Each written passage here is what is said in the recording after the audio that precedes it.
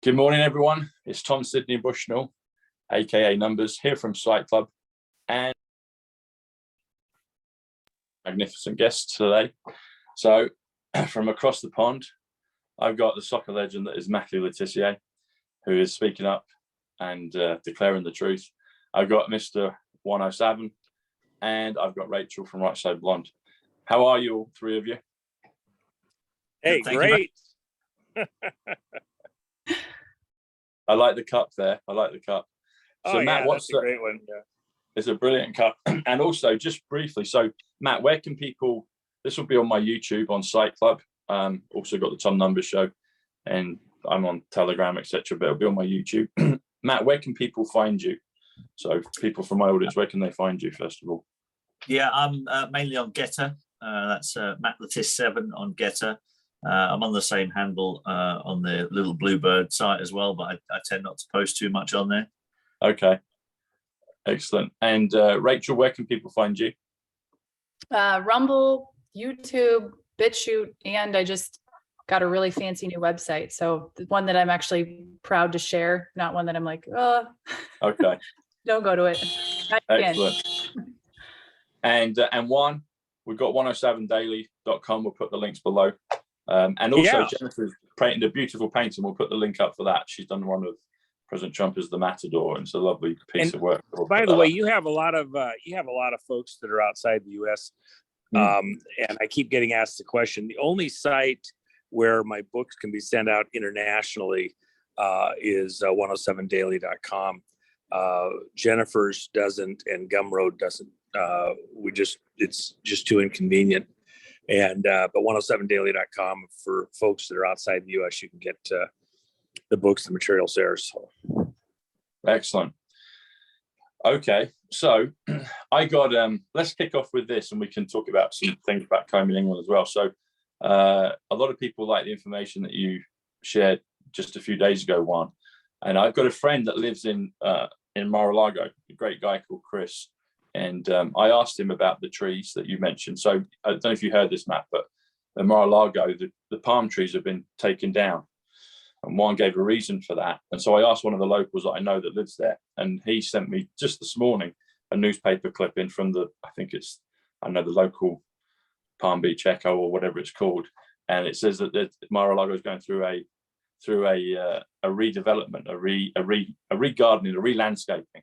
But that seems just like a cover for what things are. But basically, Juan shared that President Trump is getting prepared, and he wants the world to see that he's, in all likelihood, it looks like he will be arrested by, I guess, the FBI.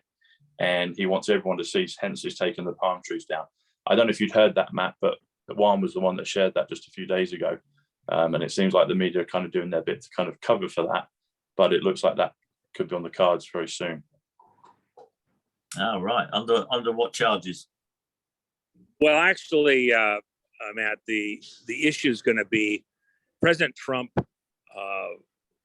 When they started looking at things, I have to be careful the words I use, as you guys know, because we're being kind of monitored. But there was legal action that was taken in Congress, and the stated purpose for those hearings was to gather evidence in order to charge President Trump with leading an insurrection, to overthrow the elected government of the United States, and for sedition to overthrow the government of the United States.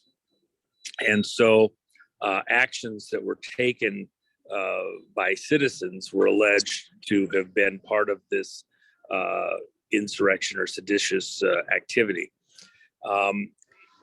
That's been denied all the way along, but they, have taken witnesses like that, including people around President Trump in his prior administration. Then more recently, President Trump has stated on Truth Social in writing, as well as verbally, several times over the last 3.5 weeks, that he was victorious in 2020 during the electoral process, and to just put him in office. And then if you won't put him in office, to put him on the ballot for 2022. Because there is no ballot position for the presidency in 2022. And because the statement just put me in office, would essentially overthrow the current office holder and results of the election. Those are considered insurrectionist and seditious statements.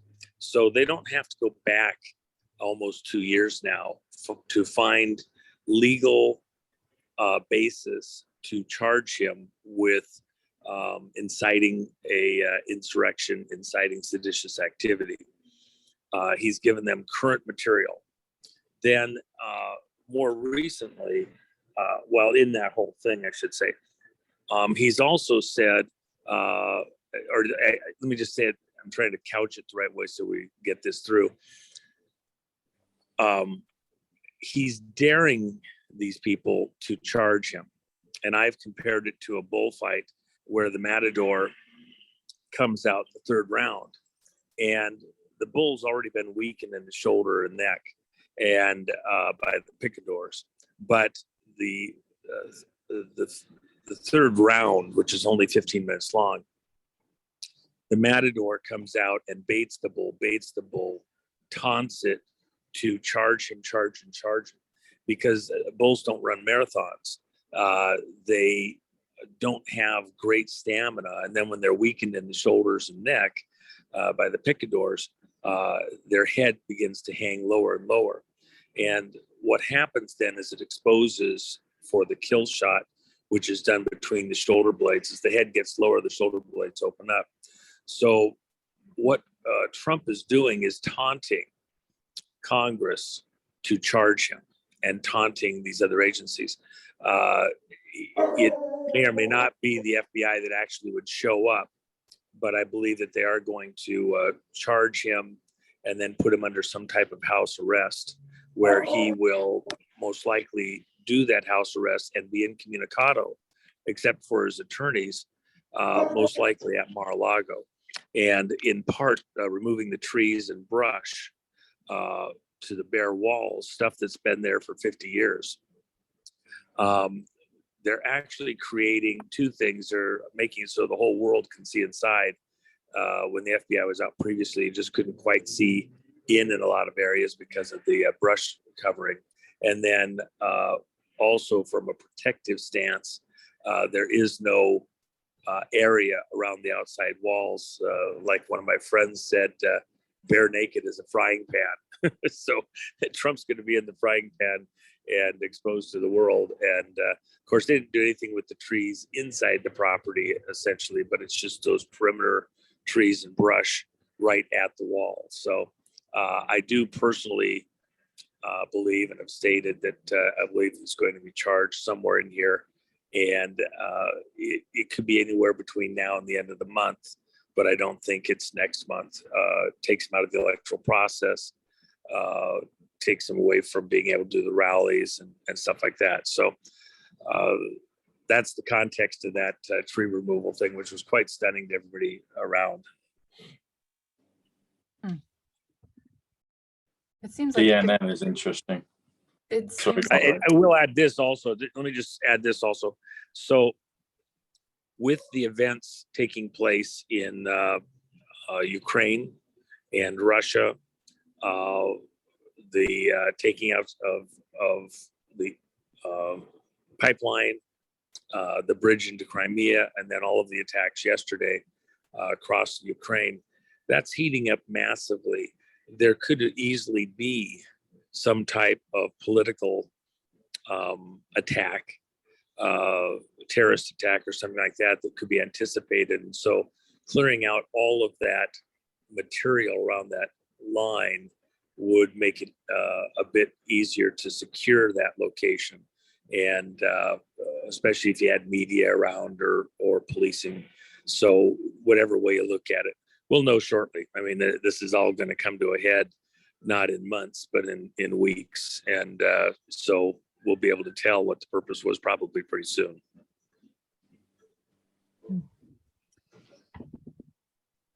Matt, Rachel? I was going to say, if I hadn't heard that one, I would say it was like a message from Trump that he's being transparent, like he's got nothing to hide. So he's letting the whole world see but that's interesting. Well, from a security standpoint, you don't want anything out there that Right. every single obstruction has to have some type of method to secure in and around it. And so by removing anything that could be a line of sight obstruction, etc., it makes it easier to secure that area. You would think during all the time that he was president that would have been as secure as you could have gotten it, but this is going to another level. And I remember when Reagan bombed Gaddafi, then the kids literally they put motorhomes and houses around the kids' houses that looked like armories, every kind of weapon you can imagine in the world. And the whole block, all the neighbors like, oh my gosh, but they were worried about some kind of a terrorist activity right there at their houses. So and then the other thing is that there's, with the legal actions continuing to mature involving Hunter, I've portrayed this as the arrest wars, because President Biden said the other day while he was touring the hurricane damage in Florida, nobody F's with a Biden. So he's personalized this with the legal stuff to himself and his son. And of course, if in fact Hunter is charged, which that's in the process right now, he paid a $2 million tax, $2 million in taxes that apparently hadn't been paid. And there's some kind of a negotiation in place involving Hunter doing a plea deal. That was the context for what President Biden said, nobody F's with Biden. If that's a threat like he made in the Ukraine, where, if they hadn't stopped the legal actions there in Ukraine, he was cutting off $1 billion in aid. It would seem there's some similarity here. And if some charge is going to be wielded against Hunter or he's taken into custody, then they're prepared to see some tit for tat related, probably not to one of President Trump's kids, but to the president himself. And that's the context for what we're watching. It's political theater. It seems to me there's a lot of political theatre, a lot of theatre going on all around the world at the moment, and it's amazing when you start to realise that everything is not quite as it seems. How clear the other agenda becomes. Yeah. Well, and you guys have had plenty of political theater over there in England over the years, especially here in just the last few months with the passing of the Queen, and then questions about the what was going to happen. Would William step over his father to the take the kingship? Is Charles healthy or not? Is there some drama there? Political theater is something that we're faced with all the time, and then the consequences. It's like being under some kind of a continuous threat of, drama. And but this is something different now, because we're talking nuclear war. Russia, day before yesterday, all day long, they paraded hypersonic missiles, intercontinental ballistic missiles, torpedoes in front of U.S. Embassy in Moscow, making it clear that they were preparing and were capable of doing something stunning if things didn't get changed around somehow in a way that Putin or Russia was satisfied with. And then last week, President Putin did what amounts to a fireside chat, kind of a Reagan-esque thing, where he spoke to the whole nation on TV and explained the current situation in Ukraine, and to the Western powers and NATO. He called the United States the United Satanists of America. And, very aggressive talk. And then the next day, they launched the Belarus, the largest submarine in the world, and made sure everybody knew that it had nuclear-powered torpedoes that could reach anywhere on the globe. They can travel about 70 knots underwater. And then the Russian claim is that they can create tsunamis a quarter-mile high. Now, there's plenty of people that dispute that capability. However, they're thinking just of a normal nuclear explosion, which doesn't really create that type of tsunami. However, if it's using underwater ground features or multiple explosions, which have been tested, then it's quite possible that they in fact could create some type of tsunami, a wall of water that could go way inland and transfer the energy from a nuclear blast that's going up in the atmosphere into a wave motion. So at the very least, no matter what, one nuclear bomb can ruin your whole day. And even if it's not, perfectly as advertised by them, a tsunami, it's certainly not going to be a good hair day. We are in very perilous times, and one miscalculation, one thing that looks, bad enough, and especially, for example, with Biden, if he's got a hair temper, nobody F's with me. He's going to go off on a bender.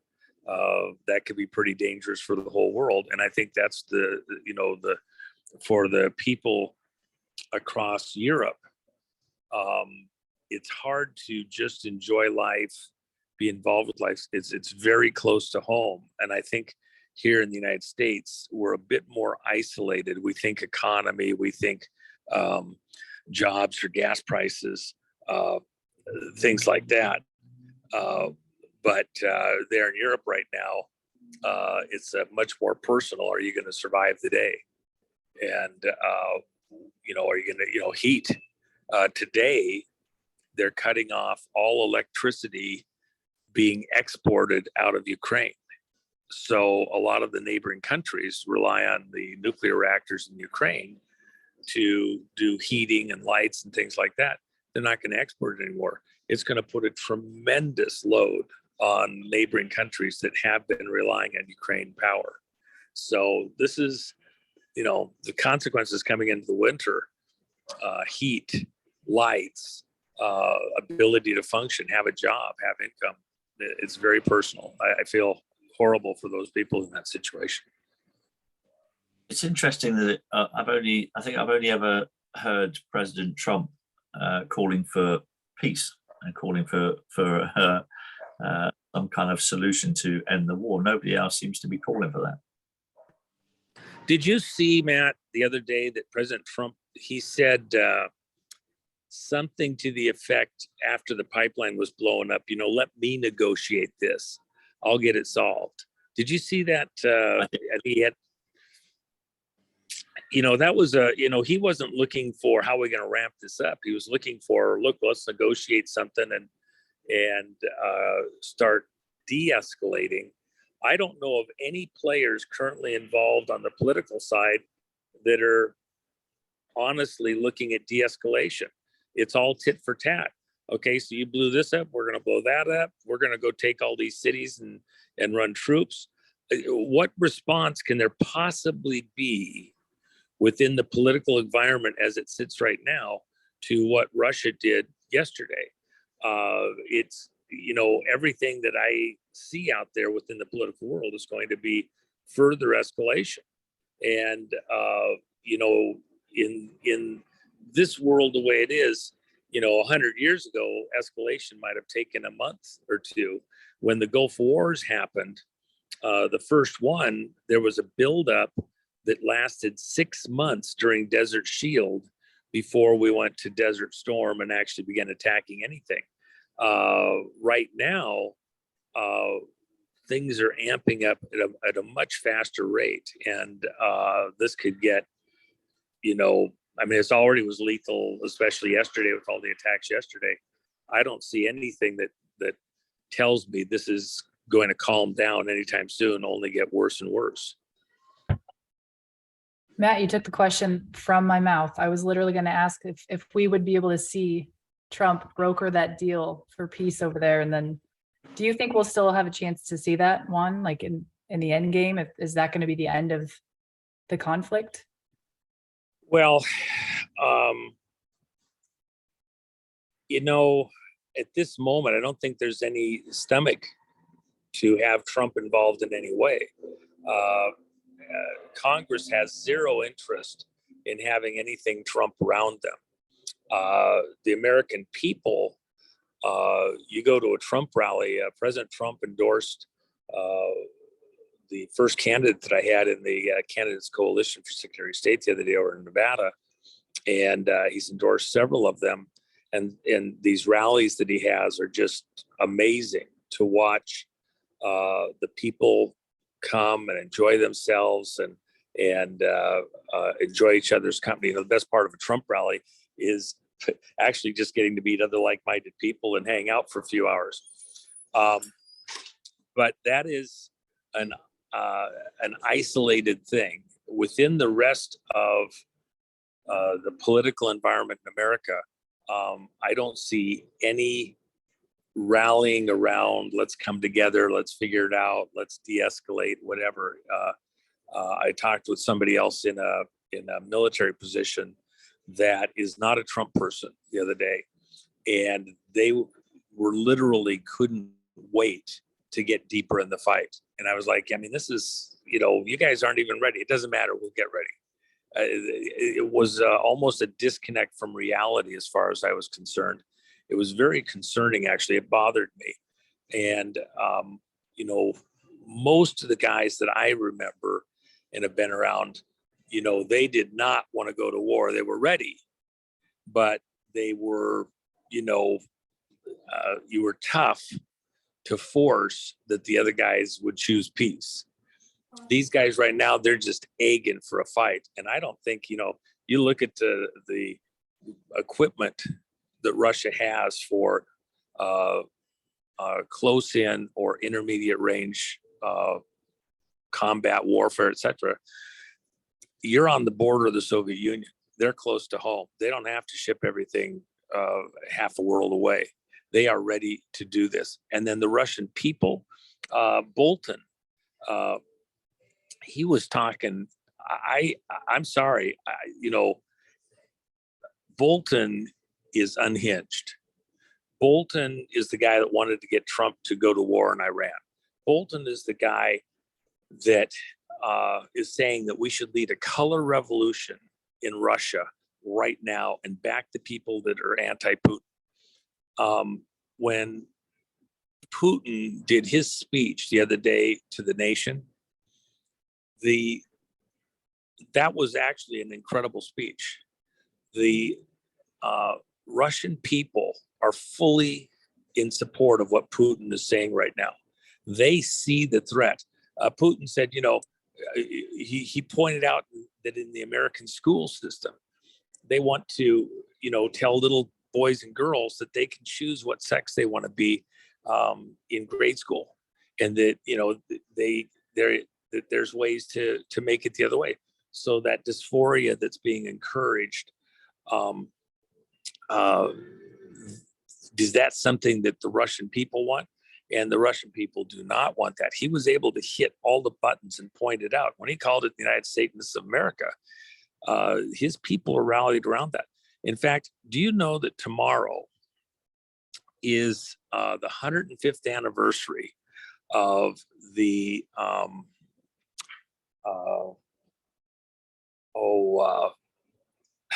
I forget the name of it, with the young girls and boy who had the vision of Mary. I can't believe I can't think of the name of it. And one of the things that came out of that was that Russia had to repent and become, had to repent and turn to God. And there was Mary worship involved, or not worship, but, you know, I'm not Catholic. So, but the point of that was that Russia was the key to this whole thing with these visions that happened there 105 years ago. Tomorrow's that anniversary. I think that Putin's going to try to leverage that somehow, that they are in fact fighting for God and country. He's well revered by the Greek Orthodox church members, the Russian Orthodox. When Russia, Soviet Union collapsed, and then we had this reinvention of the Russian Empire. One of the things that they did is they created children's programming for TV, where the young kids saw themselves fighting witches and warlocks and Merlins to save Mother Russia.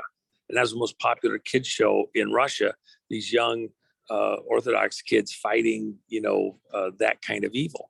This generation that is now the warrior class, the military, people having their kids just starting their families right now, they see the West in a light where they're godless, and it's a reversal of where Russia was 50 years ago. Now they're the ones that have a religious revival out across the country in the young people, in the population. And the West is the one that looks like it's lost its way and has left its religious roots. And that's a big deal. In other words, they're together as a country and they have a religious core. The West appears to have lost its religious core, and they see themselves, we would say fighting for mom, apple pie, baseball, and Ford. Some people think Chevrolet, but that's a misquote. And Russia now sees itself in that same kind of a role, coming together as a society against an external existential threat.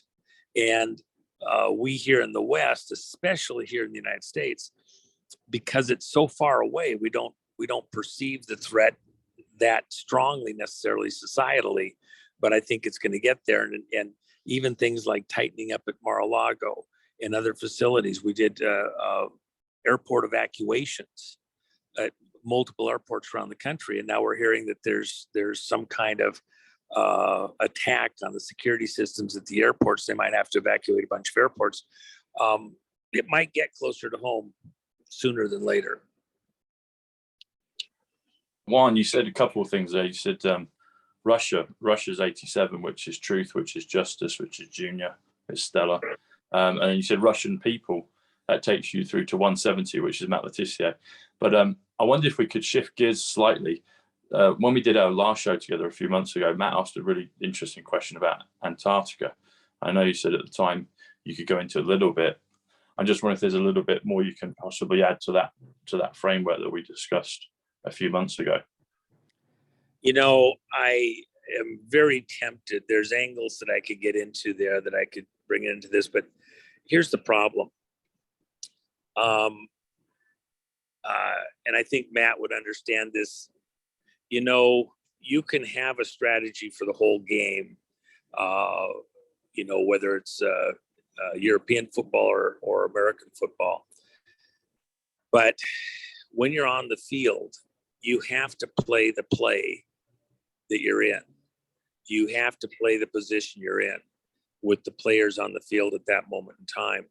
If you get distracted, if you get ahead of yourself, I remember Jim Largent, who was a receiver for the Seahawks. He was asked one time about some of the plays that he didn't like that.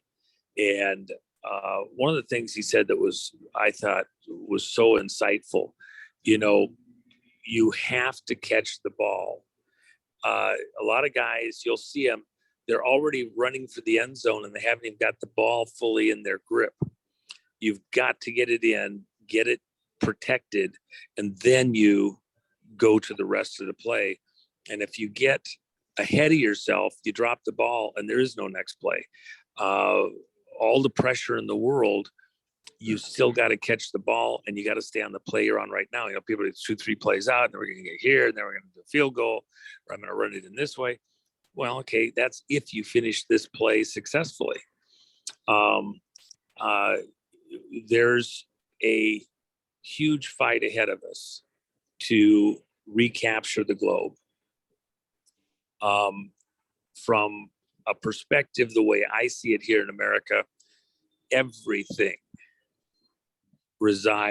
rides around 2020.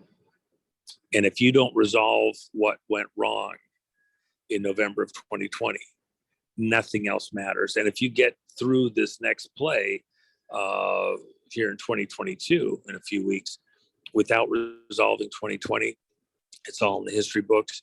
And what goes forward in the world is a completely different metric. So from a political standpoint, next steps, we are going to stay focused. And in fact, that's part of the conundrum that most people are in. If you look out across America and the world, they think this whole situation is settled, it's done, we're moving on. That's the whole point. The attack on President Trump revolves around the fact that he has not given up on 2020. That's the whole point of my books, page 71. And the equation that I have there, E equals M to the third power over C. Well, I'm sorry, Paul, can I just pause there for a second? I think Matt has to leave us, but did you have any final comments or questions, Matt, before you have to shoot? Thanks for coming on the show. No, it's fascinating. Always find it fascinating to listen to JUAN speaking, and it'd be interesting to see how things get played out. But yeah, I think there's some. It appears there's some big stuff happening, especially. I think over here today there was an incident with the president of Pfizer Vaccines Division, who has admitted that the vaccine was never tested for preventing transmission. Yet that was one of the big things that the advertising campaign was that, you know, get the vaccine so you don't pass it on to granny, but they never ever tested for that. So that claim was unbelievable, and that's kind of hitting the media over here at the moment. So interesting times, guys, and thank you very much for letting me join in. Thanks, Matt. Gosh, Thanks, Matt, I feel bad because I over dominated. We didn't get a chance to let you talk more. I love listening. I love learning. Well, and I appreciate hearing the other side, because I want to hear what you guys are seeing over at your neck of the woods. What was that bit you said about Facebook, Matt? You said today something about Facebook and Meta. What was it you said to me? Russia has declared Meta, the parent company of Facebook, they've declared it a terrorist organization, which I thought was quite amusing. Wow. But good luck, guys. Good to talk to you. Thanks, Matt. Thanks, Matt. See you soon, buddy. Thank you. See you soon. Juan, I have a question about all the canceled concerts. Yeah. Can you tell us anything about those? Well, all those Fred Astaire dance lessons that I took so I could go dance at the concerts, and now what am I going to do?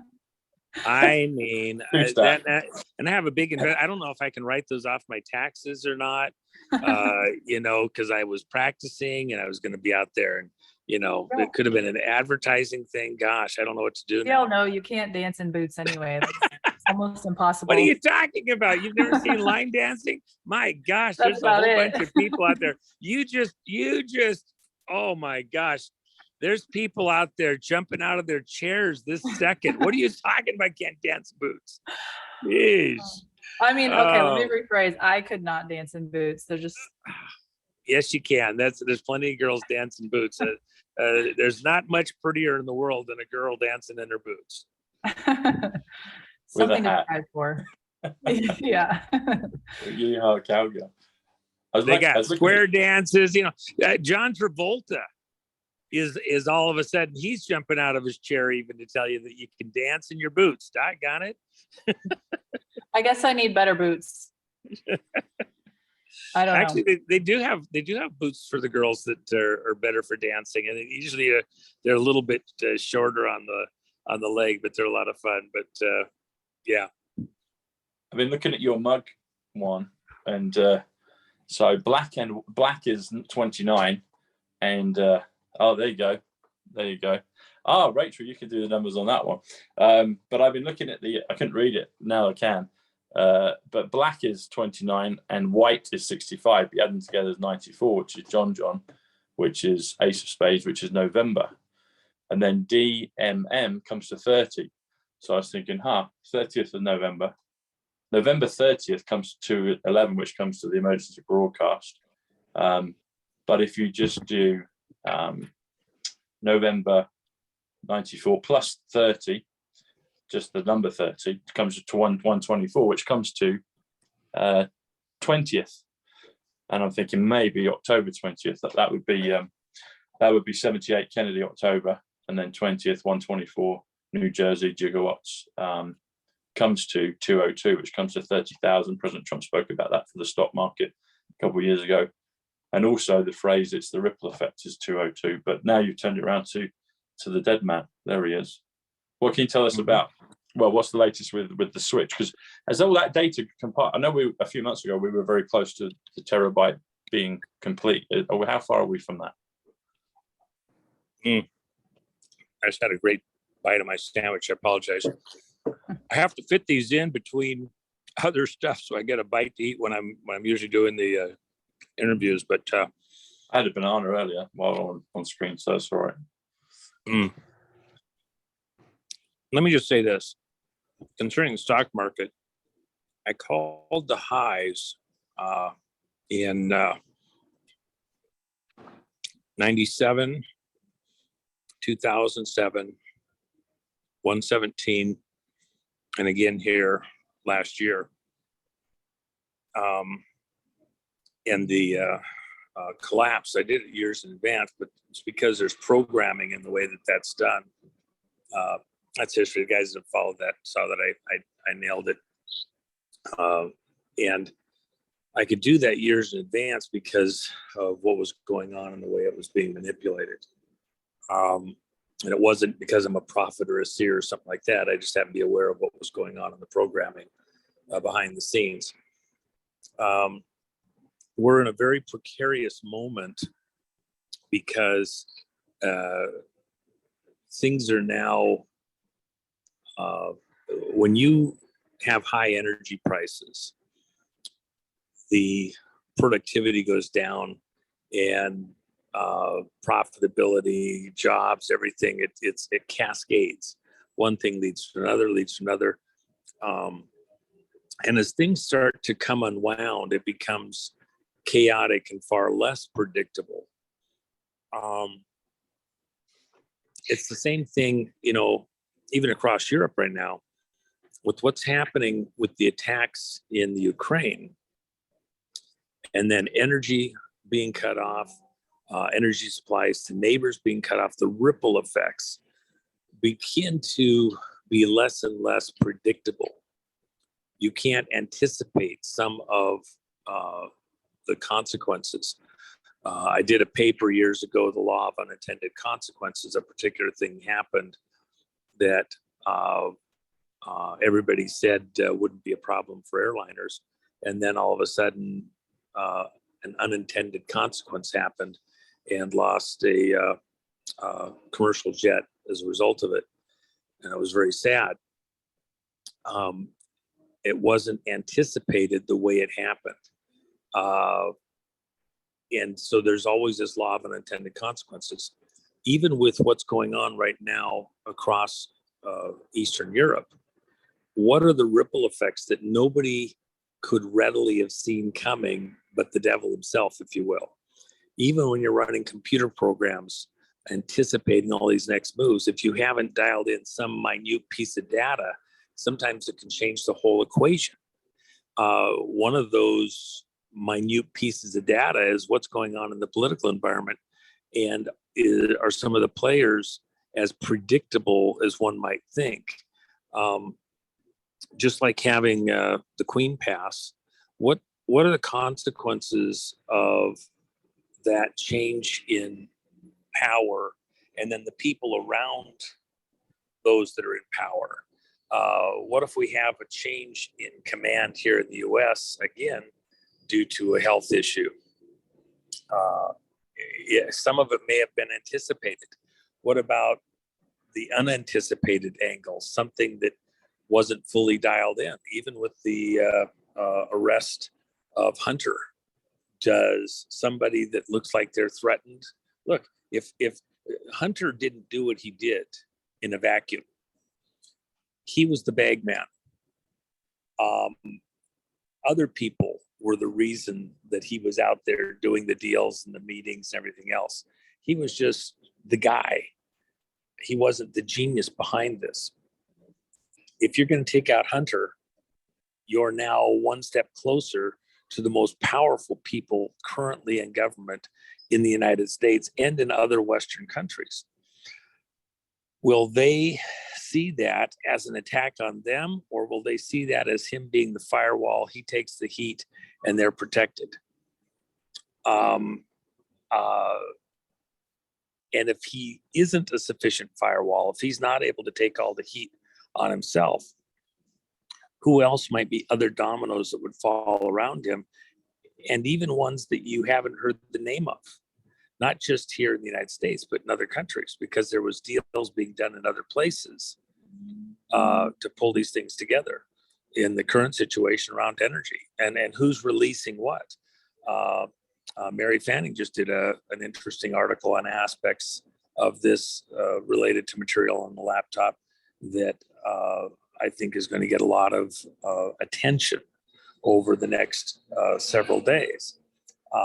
There's other people that have similar things in other nearby areas. I don't want to say things that get us pulled off the internet, but there's stuff cooking that people haven't even begun to imagine. And those dominoes can happen very quickly. You know, they take days, weeks, even, years setting all the dominoes up. But once they start going down, they go down very, very, very rapidly. And you get a domino moving like the Hunter thing, and the next ones can go in directions that, it can go very, very quickly. And I expect it will. They're really good at doing that, because that's what happened with Gillian Maxwell. It seemed like she was the fall girl. And then there's all these clients that I think I saw a meme that was like, she's the only person who's been convicted of what she was convicted of with no clients. Like, it just stopped with her, it seems. I'm not sure if things are happening behind the scenes or not, but I hope we don't see that with Hunter, where he gets put away and then everyone else is fine. Well, I think the deal that they're doing is not to put him away at all, and that's gonna cause a different kind of a problem. But let me just say this. Going back to something that Tom asked about a minute ago with McAfee. The thing about the McAfee stuff was he was ticked off. He had some business partners that attacked him. He felt through the tax system with some friends and buddies that were going after him on taxes and like that. And he was livid about it. So there was a non-government organization that was doing stuff, for government agencies, and they had lousy computers. So he went ahead, he gave them some computers to do what they had to do. Only thing that nobody knew is it had worms in the computers, of viruses, things to do stuff.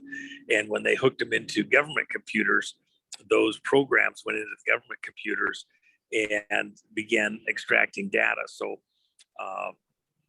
and it would get sent back to his servers. And of course, he was a computer security guy with programs. A lot of what people didn't understand, when you have any kind of a major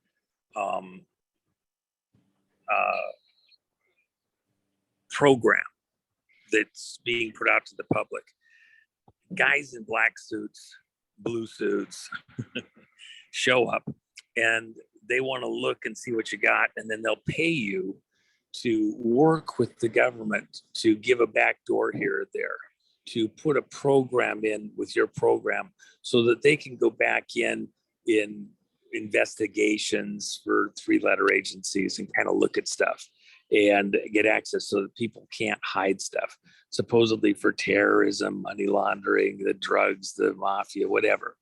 So these companies agree to put these back doors in. Big companies like Microsoft, shoot, the NSA practically had, a whole wing of the office building with all the NSA people there. That's why the Microsoft programs would collapse all the time, was because they had so many back doors in there. And then somebody'd find a back door and exploit it that was there for, DEA or for Treasury or for some other thing. So they would have this back door in there that suddenly somebody'd find, and they're using it for criminal activity. And you thought that was there for just for the government. Somebody else finds it. Those are threats to the way things work for us. Let me switch to a little quieter spot here.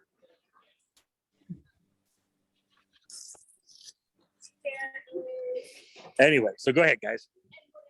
I have a question kind of relating to what I asked you earlier about the dancing, and then we got off subject. But Justin Bieber was one of the concerts that was canceled, and the article I think said he has Bell's palsy now. It just seems like all these stars have all these random, we'll call them illnesses, that just popped up. So, and then McAfee, I'm saying that correctly, right? I know that people are really punchy about saying it the wrong way. I hear about that. McAfee he would post Justin Bieber pictures on his Telegram. Is there, what's the deal with Justin Bieber? How does he play into this? That looks nice one in there. Oh yeah, it's a nice bit of woodwork. That. I'd say again. That's a nice bit of woodwork. Oh yeah, no, these are fun cars. I actually enjoy. This is one that I drive tremendous amount. I put almost 50,000 miles on it in 2 years, but just in spurts. I just love it. So. Go on, Rach. Okay, yeah, I just was asking what's the deal with Justin Bieber? Well, so, I don't know anything about his situation precisely. I do know that, we have a number. I was just talking with a friend of mine out of Hollywood that's an agent, and he was going down the list. He was looking at houses because he was going to buy a house, and he decided he wasn't going to buy a house just in the last 2 weeks. He was all ready to put an offer in on something, and then he started looking at all the houses for sale, and he says, my gosh, everybody's leaving. and then he realized, actually, they're not leaving. They're already gone. Everybody is gone. And he was listing out some of his clientele, and they're in Spain, they're in Mexico, they're in Costa Rica. They've all left. And so he was kind of lamenting. And then I don't know, I haven't talked to him. Everybody's gone, and then they can't reach him. So where in the world did they go? Where's Hollywood gone? Certainly there's plenty around, because I know plenty of other ones that are around, but there seems to be some kind of a mass exodus that's taken place. Is it because of medical issues, of where so many of them are now having some kind of a problem? I mean, we've done the mental gymnastics on that. It does appear to be a whole bunch of them that have had medical issues suddenly out of the blue. I think that's real, and going to get more real. We haven't even heard the whole story on what's going on there. So it's going to change the landscape of Hollywood. It's changing the landscape of the job environment here in the U.S. It's changing the political landscape. We have a whole bunch. We have a senator that decided he's not going to finish his term out halfway through 6-year term, he's going to go work as a professor. What in the world is going on here? That never happens. You got a political job practically for life. You go in and get reelected over and over, and you're just giving up and walking away. Very bizarre. So a lot of people are anticipating something is different, and some people are going to want to stay. So the question is, why are they staying? So usually what happens when you have, for example, a company where the accountant is stealing, they never take a vacation. It's like a red flag. Something's wrong. They never want to be gone. Why? Because they're cooking the books. They don't want anybody else to find it. And so if you've been in power, and, you know, for some people like myself, I just want to take a break and go sit on the boat and fish and play with cars and do stuff like that. I'm ready to change zip codes. But most of the politicians out there that are currently in office, they're trying to stay to the last breath into their 80s. They'd stay there till they're 100 if they could. You know, you look at some of them, you go, why aren't you enjoying your grandkids? Why aren't you taking a break? You're going to stay to the very last breath. Yes, because when somebody else comes in, they're going to see the mischief that's been going on behind the scenes. So they can't leave 1 second sooner, or it's all discovered. And I think that's the way we have to look at this. There's very nefarious things going on behind the scenes, and they cannot leave power. At the moment they do, they know that stuff could be discovered, and if they haven't got the right people in to replace them, they're going to jail. They're in hearings the rest of their life explaining themselves, and they don't want that. I saw a video, sorry, we're on show business still, but I saw a video of Lady Gaga that said, sorry guys, we couldn't finish the show because the lightning was too much. And then probably a week or two later, I saw a video of her up on stage and someone threw like a book at her, and it appeared to hit like a screen in front of her. It was the most bizarre thing ever. So I don't know if these people are being taken out and then they're being replaced with holograms. I don't know. Like, it just was, the video was super crazy. It was weird. Just like book was thrown and it hits this barrier in front of her. Well, I mean, the person that threw the book may have been wanting you to see something they knew. I know, it's true. It just caught. I was like, wow, that's crazy. Well, the other thing is that I will say this: some of the holograms are just, it's hard to believe you're not actually looking at the real thing. You know, you get the right angle, you can see that there's something there. But some of these holograms are getting pretty good.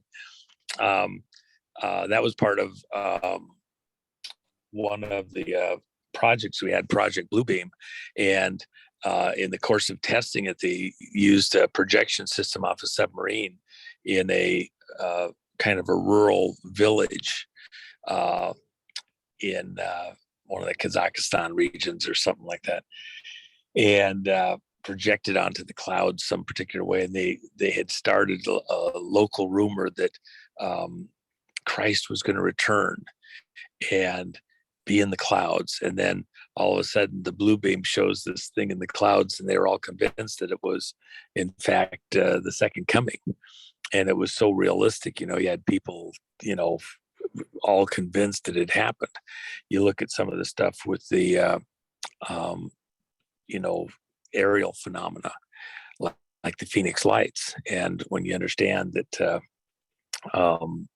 the main ship was a projection, all the other stuff was kind of going with it, and you're trying to create an illusion, magic, that people, they don't have a point of reference. If I know that I'm going into a show and it's Elvis or Whitney Houston, and it's all based on holographic projections, then I can kind of look and see the magic of what's going on and how they've done it.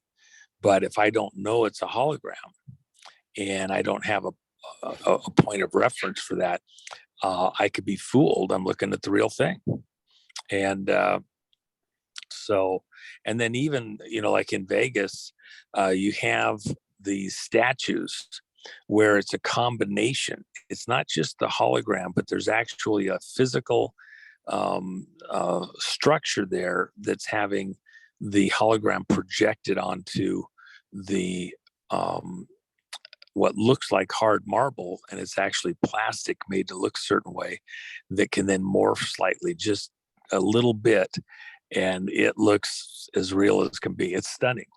So a lot of what's happening to us is magic and theater to fool us into going a certain way. I would say even in the politics, in the financial markets, you guys raised the financial thing earlier. They do certain things to create the illusion of what's going on in the markets. They create the illusion of what's going on in the metals or the currencies.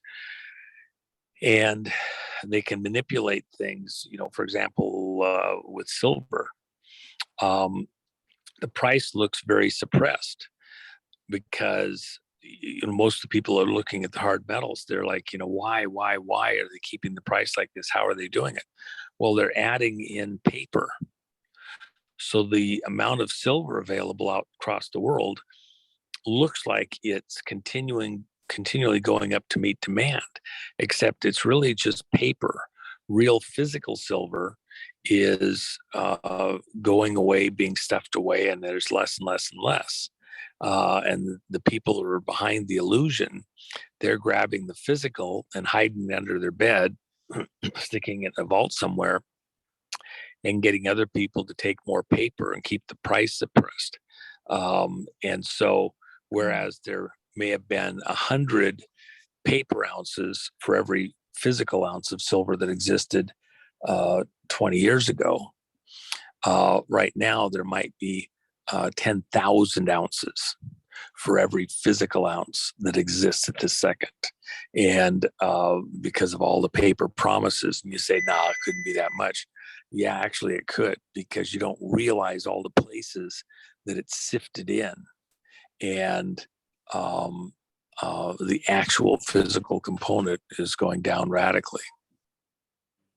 Is that part of the reason why there seems to be an inflation, i.e. in the quantity of silver, and therefore the price is so low? Now say it one more time. Is that maybe one of the actual mechanics on the ground of, because you were saying, what was it, 10,000 to 1 paper to actual real silver? Is that one of the proponents of why the price of silver, they're able to pull it off and make it so cheap, because they've diluted the marketplace with so much paper silver, i.e. Well, that's the whole point. There's an oversupply, therefore it brings down the price. Yeah, that's the whole point. There's the illusion that there's a bunch of silver. There's plenty of silver to meet all the demand, but it's being met with paper promises. And so then people don't go after the physical silver because it's a horrible investment. Why? Because the trading price is this super low price. Why? Because the institutions are trading paper and they're keeping the price low as though it exists. Go in and try to buy physical silver, especially physical coin, and the price is 50, even 100% more than the stated price. The dealers won't take, I think silver was 19.5 today, but by the time you go in and try to get physical coin in small quantities, you're paying, 35, 36, 37 bucks an ounce for silver coin. And that can be, if you're buying volume, even in volume, you're up there, over 30 most of the time. So how's that work? It's because the actual trading price is much higher. And then if silver was allowed to trade for physical silver for all of what's there, well, the price would go to outer space. That's not going to happen. A lot of the gold and silver bugs go crazy, but it would be a radically higher price than it is right now. It's just that it's artificially a damaged market because they won't let you make a profit on it within the broader markets. They suppress the price with the illusion that there's plenty, when it's really just paper. I mean, at a different level, that's the whole illusion with currencies. The American dollar, we don't see inflation here in the United States because we export the dollars to other countries and subvert their currencies. They accept the dollars don't come back here. It's a supply and demand thing. Well, the world wants more and more dollars.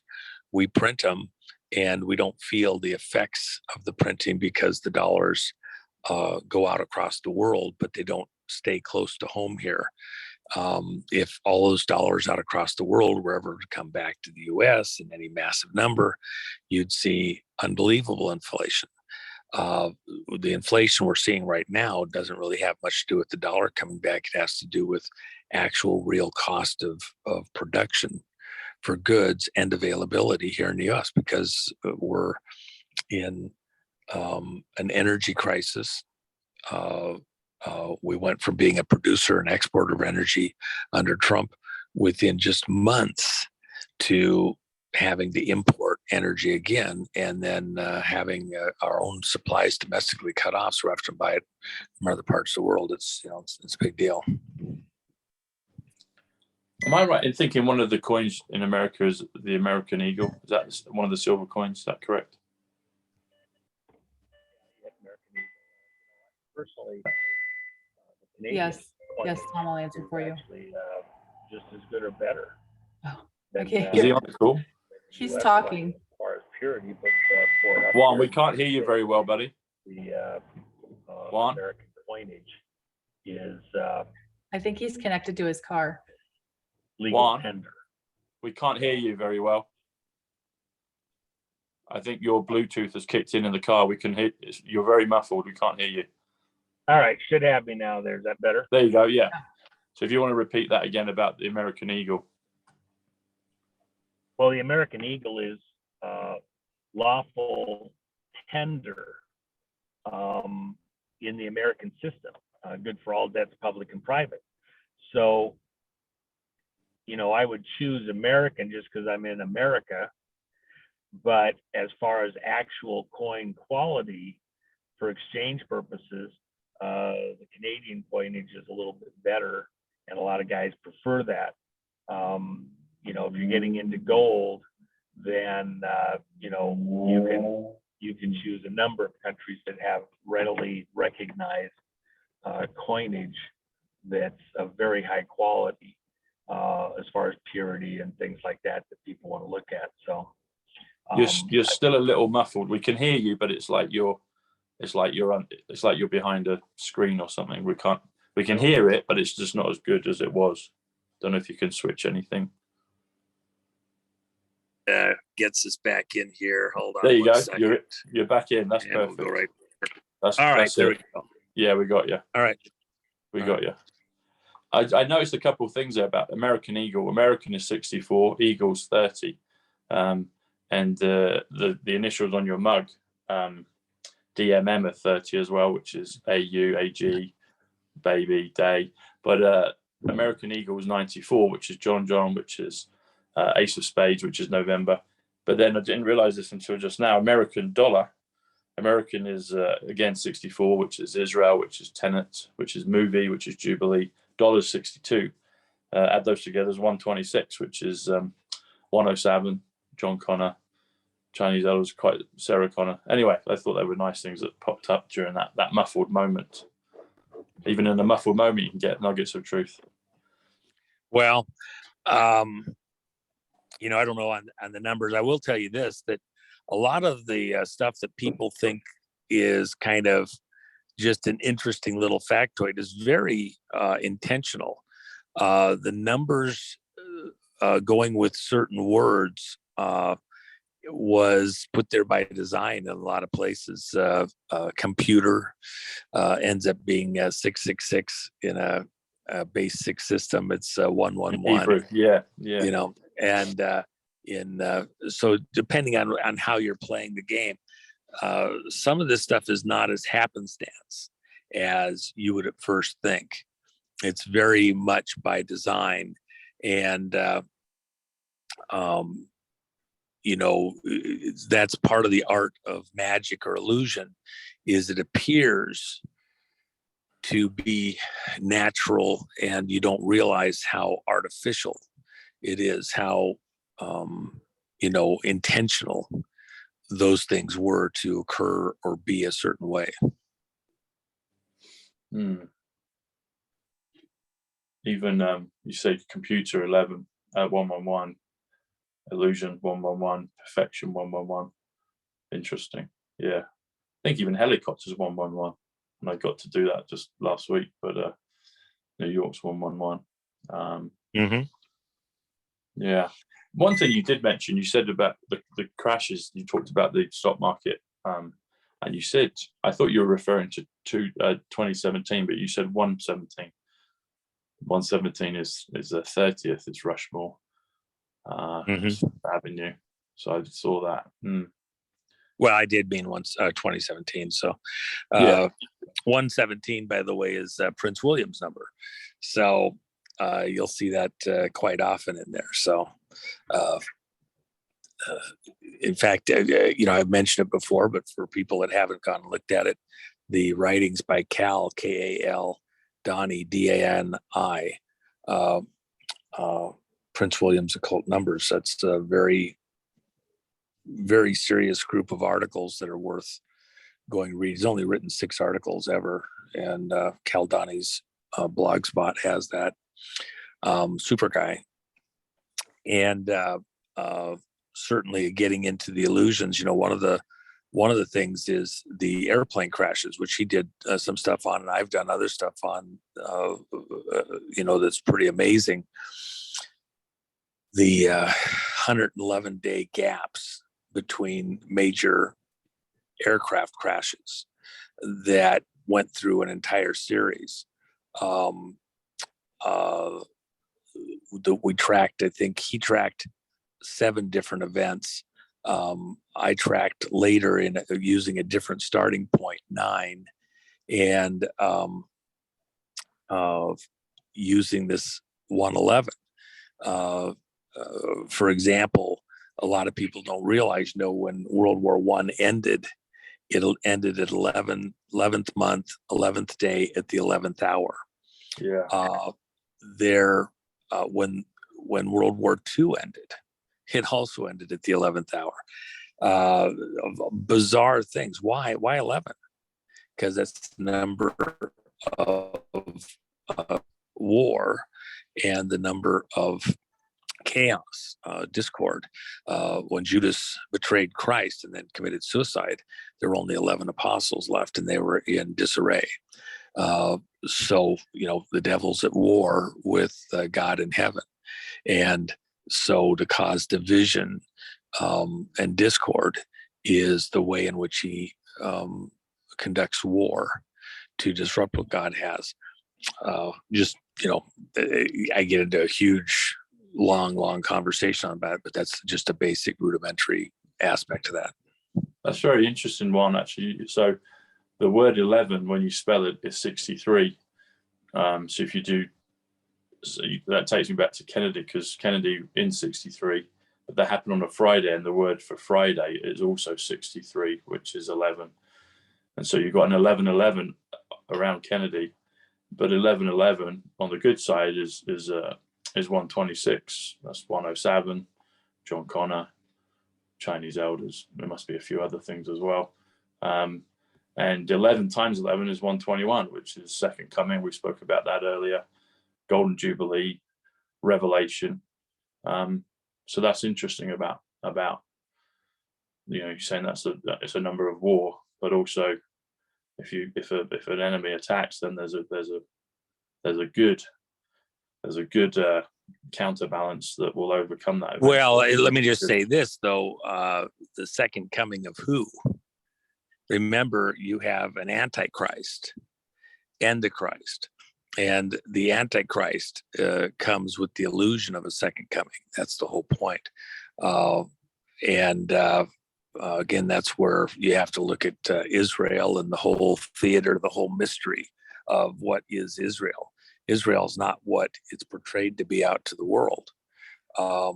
It is a construct for the purposes of an illusion to the whole world in its current form.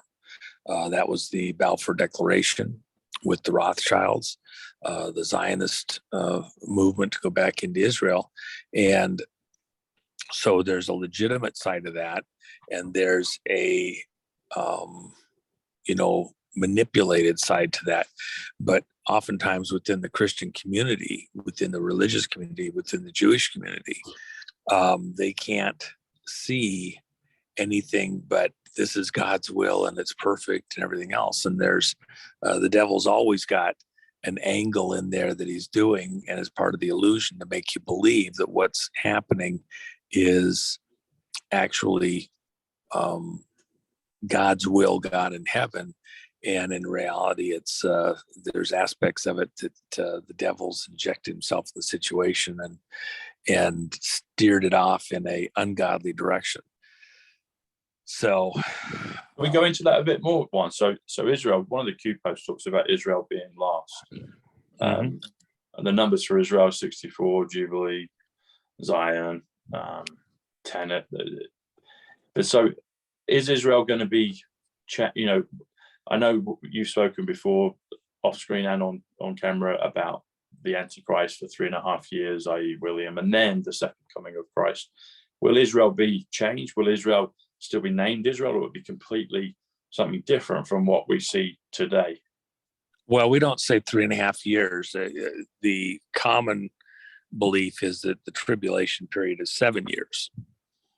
And in fact, it's 7 years, but it's less than 7 years because the days are shortened at some point in time. So it's 7 calendar years, but it appears that there's a speeding up of the rotation of the earth that in fact shortens the time period, but not the number of days.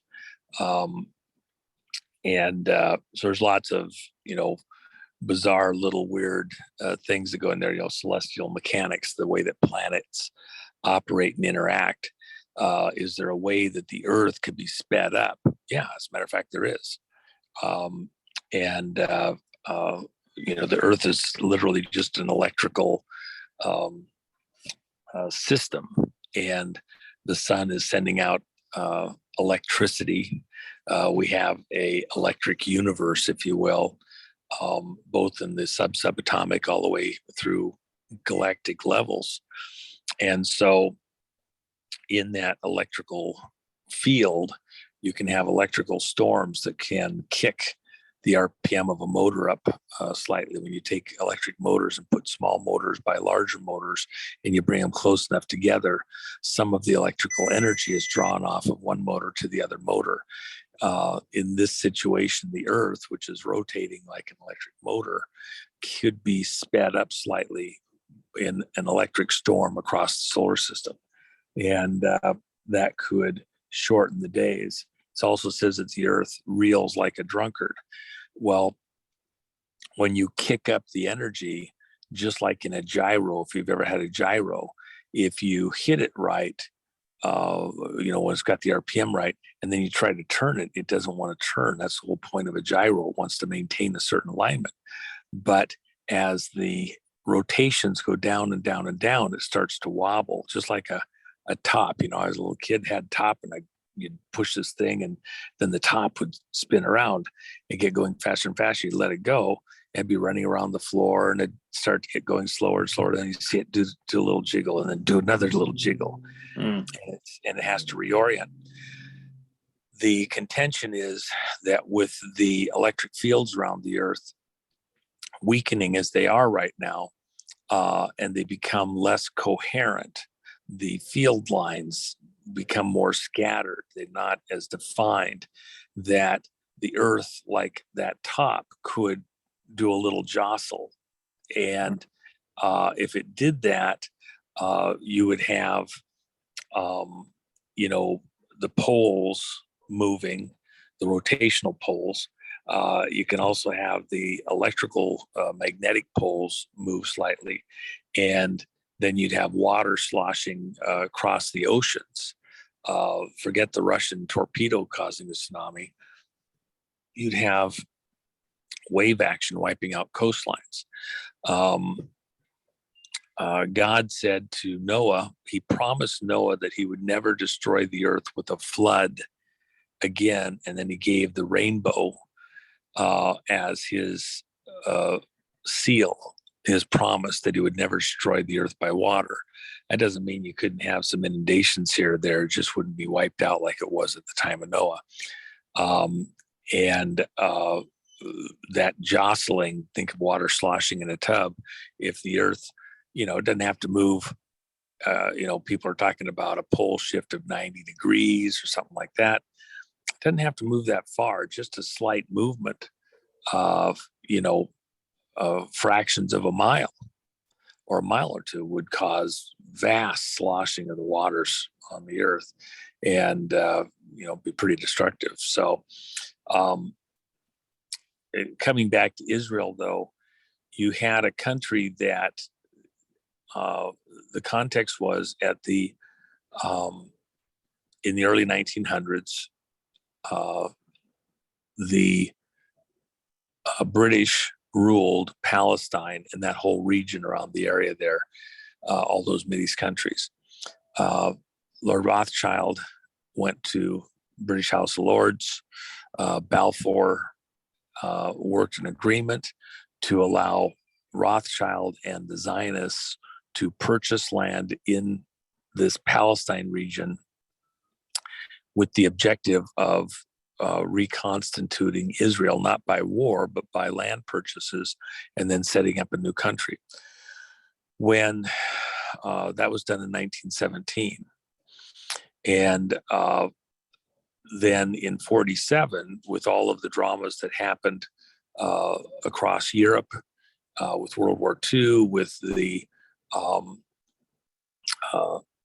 genocide of the Jews across Europe, in Germany, etc., then they needed to go find their own country. The land had been set aside. Now the people show up. The saying is commonly said, in 1917, God set the land aside for the people and prepared the land for the people. In 1947, God had prepared the people for the land, and they came there, and then they declared themselves a nation. And then in 67, 50 years after the Balfour Declaration, there's an interesting thing in the Jubilee year, the 50th year, in the Jewish religion, you would plow your land 6 years. The 7th year, you'd let it sit fallow, rest. Just like the 7th day of rest, your Sabbath day. And then every 7th Sabbath day would be a 2-year rest. So you'd have 7-year periods, the 7th year being a Sabbath year. In the 49th year, you would take a Sabbath year plus one, and that would be your 50th year, and that would be your Jubilee year. And in the 50th year, all land returned to the original family.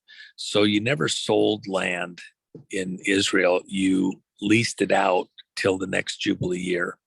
And then it had to come back to the original family, kind of like with a lot of the Indian tribes around the world. They'll lease land, but only until, for some period of time, or Hong Kong, which was a 100-year lease or whatever, to the Brits, and had to go back to China at the end of the 100 years. So in Israel, in 1967, in the 6-Day War, June of 67, they got back Jerusalem. And so it's said that in the Jubilee year, Jerusalem was returned to the Jews. And so there's numbers all over there that relate to what's going on in Israel. But Israel was a construct of the bankers, specifically the Rothschild family. And in the Balfour Declaration, it also includes that the right is in there to the British royals, that they retain the right at will to place a sovereign on the throne over Israel. So you have a British Parliament and a elected system, but you also have a bloodline that has the right to have kingship over the nation and certain royal opportunities. Israel's not had a king in this current period, but in their constitution and in the Balfour Declaration, the right to place a king on the throne by the British royal family exists. So would that ever actually be exercised? Would the people of Israel accept that? Would the world accept that? If there was the right circumstances, the right drama, the right test, that seems to be something that could transpire. If that was the case, who would that royal be? And if you look at the writings of Caldani and others, there is what appears to be a very strong likelihood, I personally would say a certainty, that the royal that's always been intended to be placed there is Prince William. Prince William is the 1,000th Knight of the Round Table, the Order of the Garter, a breeding program. I've talked about this before.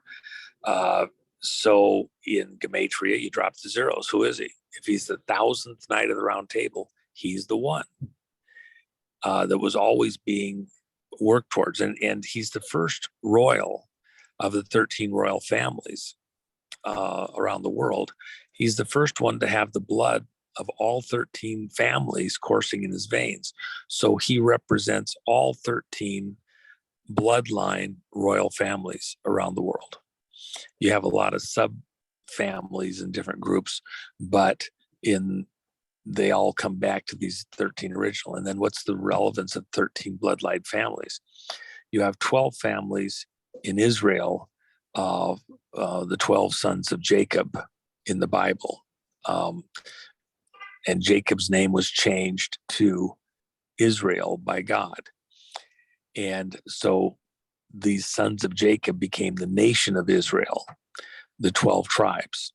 And they all had an inheritance in the land of Israel. The 13 royal bloodline families, they use that because they believe that they're actually were supposed to be included. They're the children of Cain. And in their way of looking at it, doesn't matter if you believe this, doesn't matter if people in your audience believe this crowd believes this. It's their religion. So you can have a different opinion about what the Bible says or how it works. They believe that Cain was a child of Samael, of Lucifer, of the devil himself, if you will, that was the original sin in the garden with Eve, and that their genetics are the genetics of the alien. They don't consider themselves less than human because they're not purely of Adam. They consider themselves more than human. And I've had people talk about, for example, when the children of Israel went into Canaan land, that was Cain, the son of Seth. There's a little bit of magic going on here to create an illusion. Well, okay, if you want to track Seth's kids into Canaan land, that's fine. And I understand that. But the reality is, for the purposes of their religion, they have a different viewpoint of this.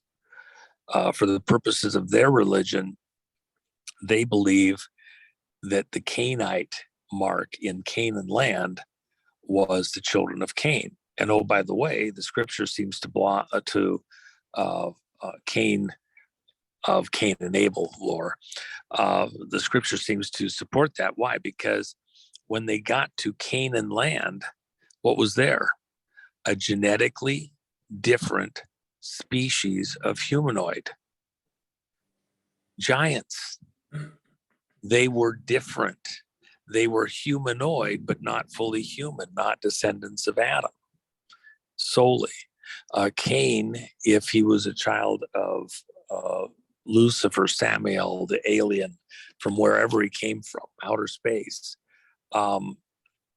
then he was you know, alien genetics merged with human genetics and therefore a hybrid.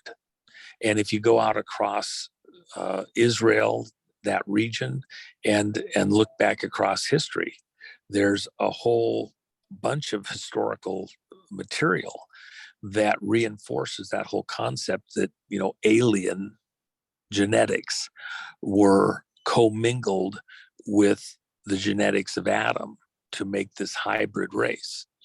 The UN, the highest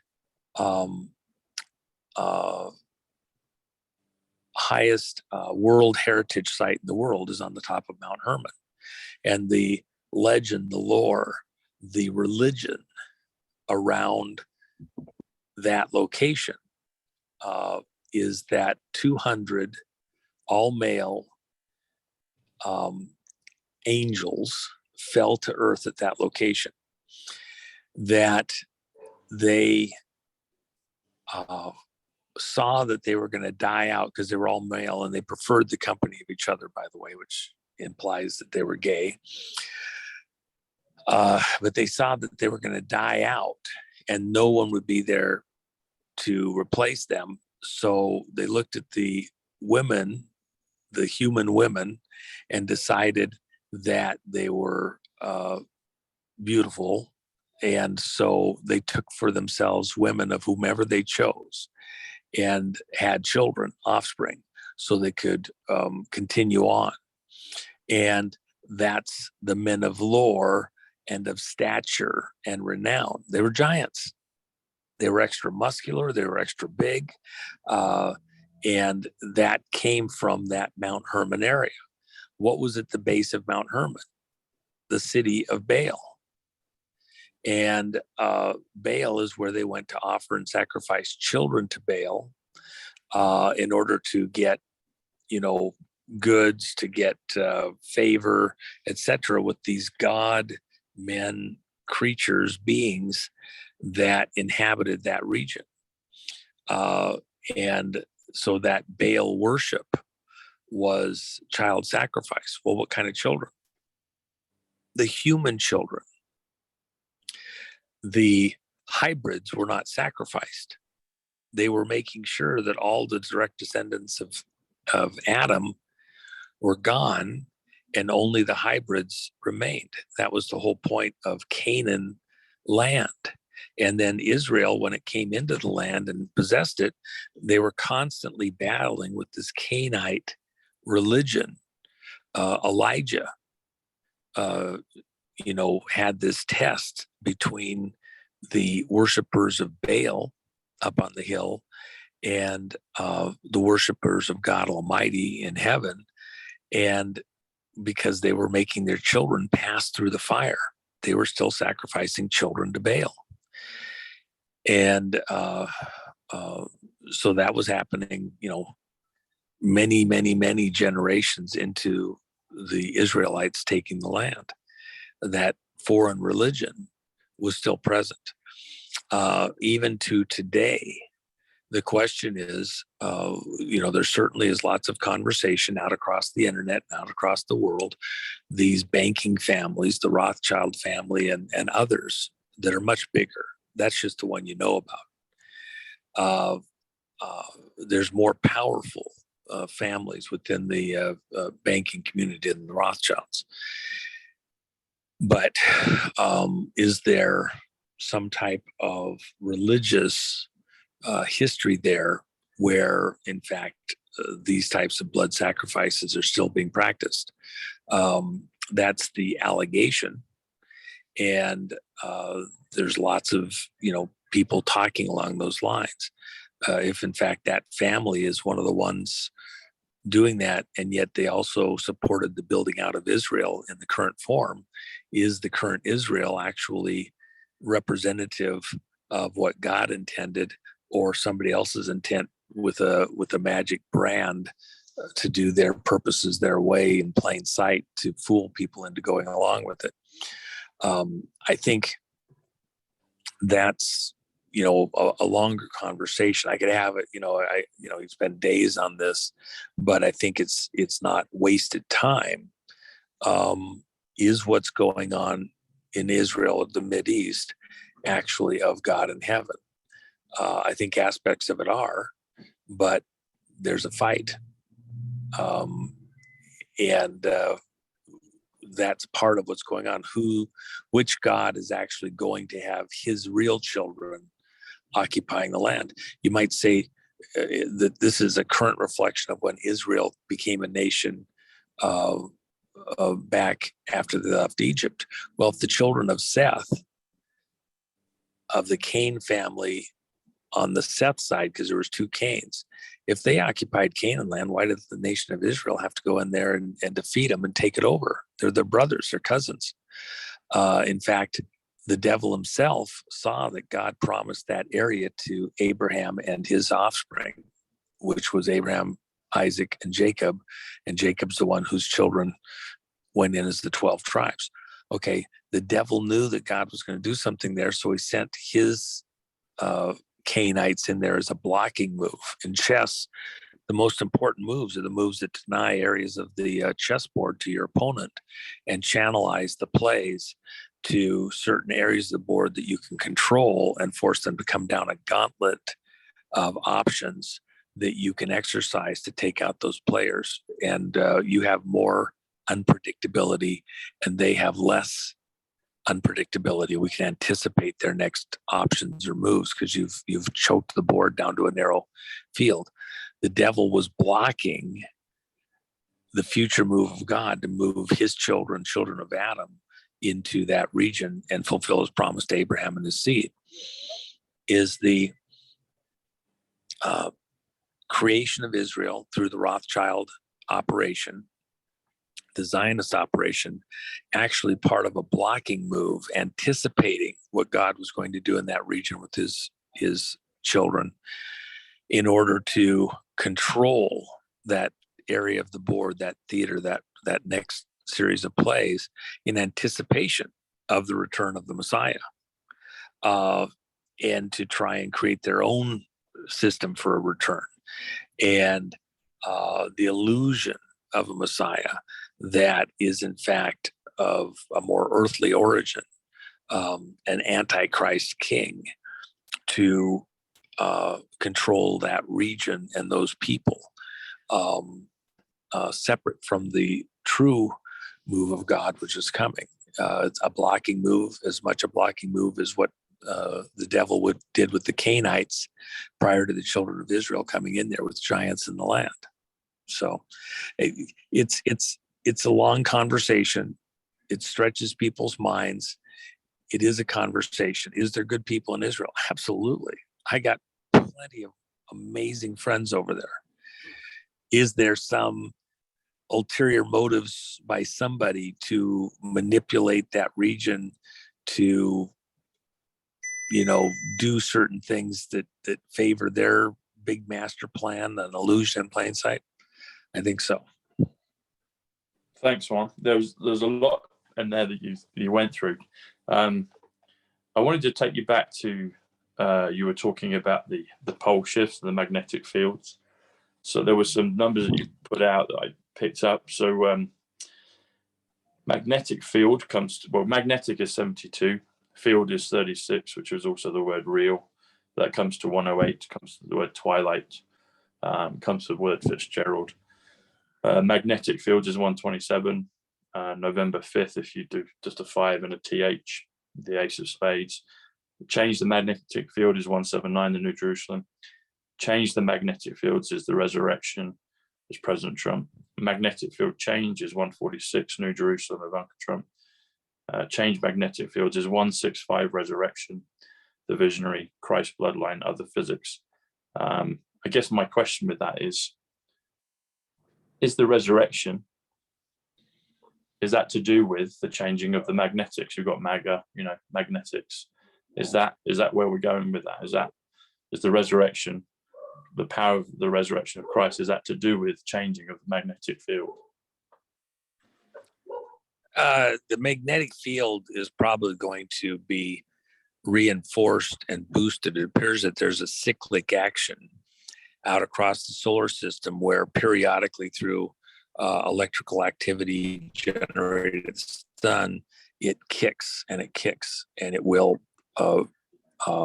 rebuild the magnetic field, which is what blocks the solar radiation from cooking us all alive here on the planet. But to tie that with the return of Christ, with that, it may very well be that that's part of it, but I don't know that, you're thinking in terms of a physics that is more trying to think what the right way to say it is. This isn't just some weak science experiment and then woo-woo and Mother Earth Gaia and all that. This is a direct intervention by God himself. The Christ, the office of Christ, that's a very specific personage. The understanding of the Messiah from Jewish and Christian side is that God putting on human flesh, we put on a coat, that God puts on human flesh to stand in our place, to take the penalty of sin, so that the price of sin is paid. It's a legal thing. The devil is looking for legal payment. God said that the penalty of sin is death, so a death must occur, and that's separation from God. But once sin entered into the world, no person could correct it by their actions. You can't make yourself perfect enough to be able to justify that God would be satisfied for that payment having been made. So only person that could actually pay that price was God himself. And he put on human flesh, paid the price, stood in our place. And then we receive the benefit of that because it's given to us as a gift. If you just go into the physics and start saying, oh, there's going to be an electrical jump and that's going to take care of it, and we're going to have a millennial and all this stuff, that's not what the scripture is describing. That's not God's describing. Those are just mechanics. The return of the Messiah is a very specific thing. Again, this God man who is fully God, Christ said, he who has seen me has seen the Father. Mm-hmm. So he's fully identifying himself as being some tincture, some representation of, with purity, of God himself, not just a slice off of, but in fact the very being essence of God himself in man. And then having lived an entire life as a man, from conception to birth to a whole lifetime, therefore he's fully man, but he's also still fully God, with all the trials and temptations, etc. It's a hard concept to get your mind around, but that is the messianic belief, and that at some point God comes back to save mankind from the consequences of this decayed world where sin is still present, and save us from ourselves. All three religions, Muslim, Jewish, and Christian, believe that the Messiah is coming. So for example, in Iran, the mullahs, they believe that you have to have the world go to such a chaotic state that at the last moment, God himself will save mankind before we destroy ourselves. Within the Christian religion, it's said that if the days were not shortened, no flesh would survive. So this question of are the days sped up? Is the Earth's rotation speeded up? And there's actually in the physics, good support for that. That in fact the Earth is sped up. There's a period of darkness when it appears the sun goes nova, and that electrical event would then be the basis for an electrical field effect on the Earth that could speed up the Earth's rotation. There's a lot of stuff in the celestial mechanics that are very interesting. That's it's a fun conversation. Velikovsky talks about a lot of these things, and some of the papers by Velikovsky are just stunning. That he understood these things and discussed them, 100 years ago, and they've held up the test of time, with knowledge, modern physics, etc. Velikovsky has weathered all of those inquiries pretty well. So, how do you spell his name? Velikovsky, please. VILKOFSKY,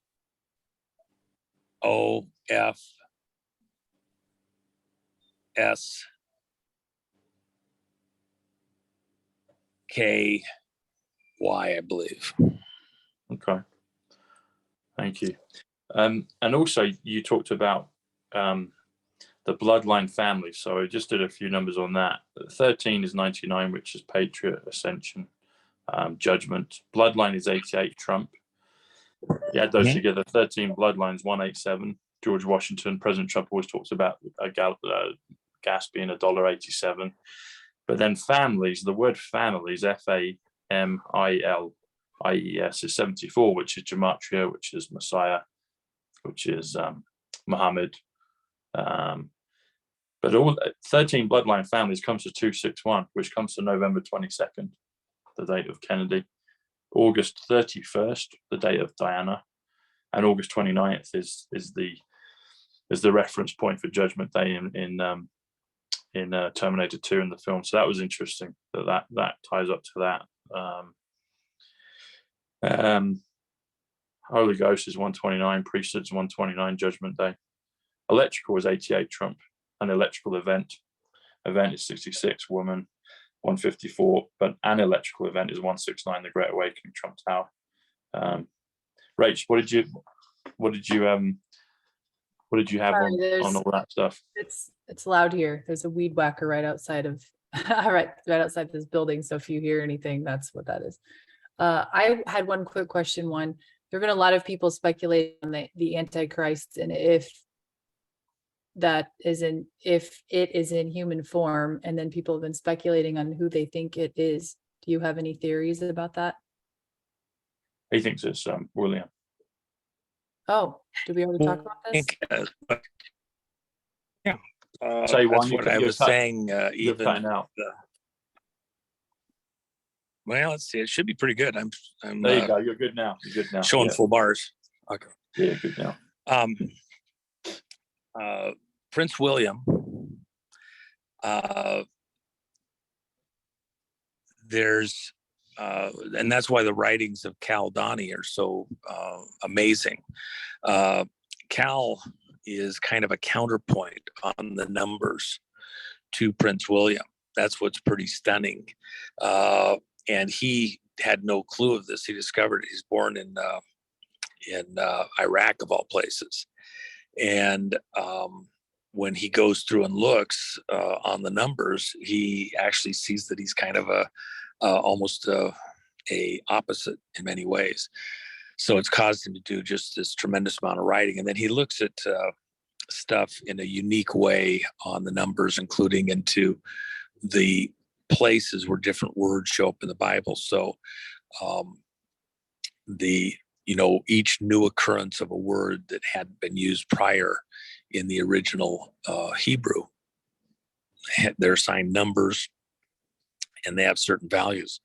So when you go into kind of this obscure way of looking at some of these things, He finds all sorts of wild, bizarre things that are actually pretty amazing. For example, and he also goes into a lot of the numbers. One of the things that to me is the most stunning within all of what Caldani discusses is the date difference, time difference between the birth of Prince William and the time of his mother Diana's death. She died when he was 5,550 days old. She was buried when he was 5,555 days old and 55% of a day old, because we know the exact time of his birth. Also, Prince William was born under a lunar eclipse. What's interesting about that is that was not happenstance. Diana became pregnant at Balmoral Castle, described by many as the most evil place on the planet. Why? Because we know where she was when he was conceived. So, and then in a lot of the imagery related to Diana and Kate with William, we see the imagery going back to Rosemary's Baby, even the dresses worn and some of the weird, bizarre things with the movie Damien and with the Omen movie. There's just bizarre things that happen there. And so it appears that somebody is trying to play out in the public purview a script that matches almost a Hollywood script or scripts that we have all seen to present a certain illusion to the world of certain types. And, on the numbers, for example, 5 is a number of grace to God's people, but it's the number of death to enemies and defense in the occult. So, for example, the Pentagon has 5 sides. So these numbers mean things. The Washington Monument, the center of all of Washington, D.C., the hub that it revolves around, and arguably the rest of the world, the Washington Monument, 555 feet tall, arguably 5.5 inches by many. And then that's above the ground, and below the ground, 111 foot deep on the foundation. Well, 555 and 111, 666. Is that an accident? No. It's done. What did you call Cal? It was like counter something with the numbers to William. What is that called, and what is it? You mean who wrote the article? Cal, K-A-L? Yeah, but I know you said his name, but you said he was something to William in terms of the number. And it what he found, and he had no idea of this, what he found was that when he ran his own numbers from his life, that he was actually in the numerical way of calculating your name, your birth, locations where you're at. He comes out as almost a mirror opposite in many ways to William. Location, names, all sorts of bizarre things. And he goes into the detail on that. It's obscure, but it is interesting. If you say there's a divine aspect to what's going on here, and there's a manipulated aspect, it goes to the numbers, like I've said before. There's natural numbers. So things that, they're in the matrix somehow of themselves, that we would almost say they're just the fingerprint of God. Then there's manipulated numbers. That's why, for example, when we do a construct of several words to come up with a number and say, well, this and this and this equals this, I'm less excited about that than I am a specific word or something like that, because it becomes more, well, I can pick this word, I can pick that word, I can pick this other word, and they'll mean stuff and they'll have a certain number value. That's the kind of thing that these occultists will do. They manufacture something to fit what they want to do, and they make it fit. It's not a natural puzzle piece, it's a manufactured puzzle piece. And they wanted the illusion of the divine. The devil wants the illusion that this was all natural. William was born naturally. It just so happened to be that he was born under an eclipse. No, it was wizards, magicians, Merlins, orchestrating events to get there. It's just like William is the 1000th knight of the round table. So you had a 460-year breeding program with the knights of the round table, and he's the 1000th. Well, he also happens to have the bloodlines of all 13 families represented in one person. The first time in that breeding program that all the royals are represented in one person. And then in the gematria, drop the zeros because they don't mean anything. He's the one. So he's the one with the legal bloodline authority to rule over all the 13 bloodline families as a king. He represents them all. So there's this manufactured aspect, orchestrated aspect. And what's the round table? Well, the queen sat at the head of the round table. Other royals sat at the head of the round table. And what is it? It's a breeding program. You're going to marry so-and-so. You're going to have this kid that's going to marry so-and-so. And eventually, they're working through, okay, we need so-and-so to have somebody marry so-and-so to fit the bloodlines together. Not marrying for love as much as they were marrying to maintain and to perfect these bloodlines all the way up to the one who has all the royals represent one person. So why would Prince William have a legal right and be accepted to sit on a royal throne in Israel, in Jerusalem? Well, because he has parts of his bloodline that are Muslim, parts of his bloodline that are Jewish, claimed to be back to David, and parts of his bloodlines within the Christian faith. And I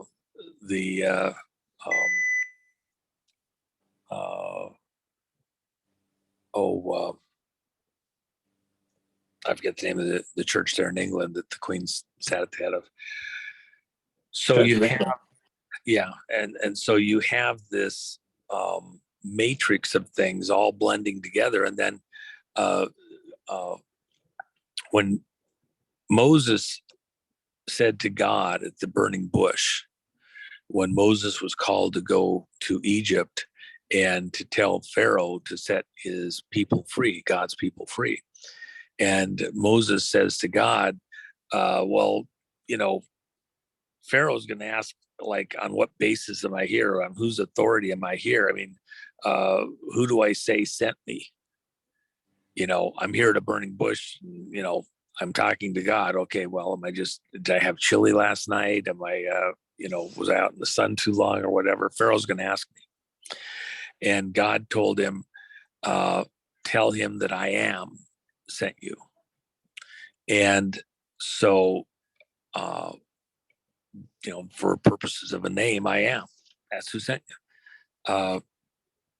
When we look at what the devil wanted to do, he wanted to be as God. He didn't want to be greater than God because there's nothing greater. So he wanted to be a co-equal with God. I am.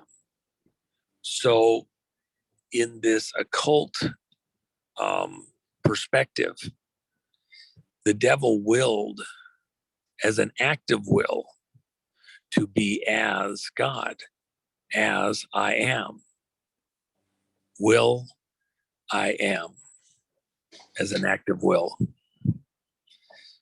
It sounds silly to most people. We go, well, that's the creator. That is so. Look, you're talking about a religion. Go into any religion, and there's nuances of detail that fit within that cult, that culture, that to an outsider look silly, but then they have a story and they have a reason. I was dealing with some native tribe stuff, and they got the crow and they got the whale, and they have these beautiful stories. Well, when you actually hear the story, it's pretty stunning. It's pretty amazing. But to an outsider, you're just looking at their art, and it seems like it's kind of cartoonish, childish, etc. But when you get the rest of the fabric of the understanding of what's stated there, and the nature of God and all that, you have to kind of step back and go, wow, that's pretty amazing how these stories are conveying certain information. And so then you go into something like this, and you can say, well, it's silly that you'd think that the name William was an occult thing, and it's supposed to mean this and that and the other thing. Well, within their religion, making sure that he's conceived on a certain date at a certain place and then born under a lunar eclipse that you knew was coming hundreds and hundreds of years in advance, and that he's the moon child, of which Aleister Crowley wrote his book, The Moon Child, about. And people were doing all sorts of rituals to try and bring about the moon child. When you get into all those nuances, actually it makes a whole bunch of sense. Might not make sense to you because you don't have all those intricacies of understanding, but within their religion, makes perfect sense. I bet you just see a number and your brain just instantly associates it with something or 5 things. You probably just can't, like you, Tom, you probably just can't even help it. You see something and instantly. Well, I do understand that within the cult, it has so pervaded not just American society, but out across the world, that they're constantly putting their imagery right there in plain sight. They can't help it. It's like the Washington Monument. In their religion, that is the penis of Osiris, and it has a whole bunch of ritual meaning, and they have to put their religion right in plain sight for everybody. It's hidden except for those who have been initiated into the religion, the cult. So it's hidden in plain sight. If you're an initiate and you're read in, now you realize, yes, we own all of this. It's all ours. It's all our religion. And only we see it. The rest of the unwashed masses have no clue that they're moving in a world that we own and control. It's like gangs who have to tag every wall, every glass, every corner to show ownership. And so they're tagging, and if you go beyond this line and you're not in our gang, we'll kill you. And so they tag every little thing. We own it. So it's the devil's way, and trying to put their brand on everything. That's what's happening in our society. They're tagging every corporate image has some kind of extra meaning that you didn't see because you're not an initiate. So you have to take their brand and turn it on the side. Oh, that's a 13. Oh, you got to take that brand and that's a 666. You have to take that brand and it's a 111111. Over and over and over. So you think that it's just it's just a pretty image picture brand, and there it is. But for them, it is a mark of control. This is ours. It's their colors. When you have an army occupying a land, if you don't have your insignia on you, if you don't show which force you're with, then you're a spy in the land. But if you have your insignia on you and you get captured, then you're an enemy combatant but you're taken as the prisoner of war. They carry their insignias on everything that they do, and they put it right there in plain sight. We're occupying this land and we are in control, and you're our slaves and subject to us. And from a law of war, international law of war position, they're good to go because they've declared who they are. They've shown their insignia, they've shown their colors, and they do it on every business sign, every business. They put in the numbers, in the names, over and over and over again, especially in the banking and the large corporate world, the big corporations. So at the Trump rally, I think it was Minden in Nevada. It says text reminder 39/747. And okay, so you've talked about 13 and how they multiply it by 3, and then it's 39. Say that again, Ray. What was it, Texas Minden? So it says I don't know if you can see this. It says text 39/747. On the screen it said that. I was like, 39/747. okay. Yeah. Okay. 47 caught my eye, obviously. 39, just from what Juan has told us, is that 13 times 3, 39. And then I'm like, what would the 747 be for? 747 is a palindrome of 47. So 47 is the number of DC. It's Euclid's equation, a complex math problem. And so 47 is one of the numbers of DC. 43 is another number. And so, D, the fourth letter, 3, the third letter, DC. 47 is critical because it goes into the power number. If you take a circle and you draw a triangle in it, and then you draw a North Pole, South Pole, and an east-west, like a target site, and you say the east-west is the equator. If you put the pyramid with the point at the top at the North Pole, and you look where the lower corners of the pyramid hit inside the circle in an equal-sided triangle, if the circle is 360 degrees around, where that tip is on the pyramid from the equator to the lower tip, that's 19.47 degrees. It'll always be the same because it's a perfect circle, perfect thing. So if it's 360 degrees around, 90 degrees is at the equator, 270s on the opposite side, but it would be 19.47 degrees from the equator to the tip of that triangle. In the other physics, because matter is all based on the simplest form of matter in 3 dimensions is a tetrahedron. So looks like a pyramid, but instead of a 4 base, it's got 3 corners on the base. And that's a tetrahedron. That's the simplest shape you can have in 3 dimensions.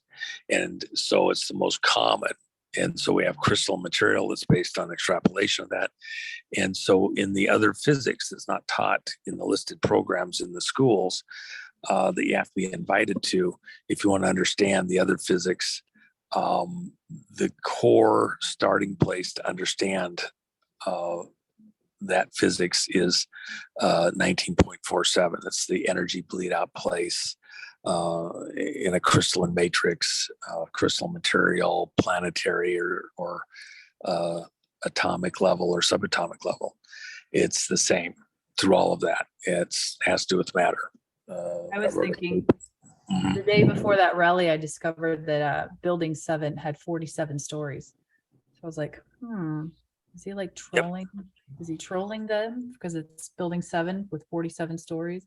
I didn't know. Well, again, all of those locations, remember, all 42 gods of the Greek Parthenon were present at the sacrifice site. So the Twin Towers was a birthing ritual, and the Twin Towers are, symbolic of the birth canal.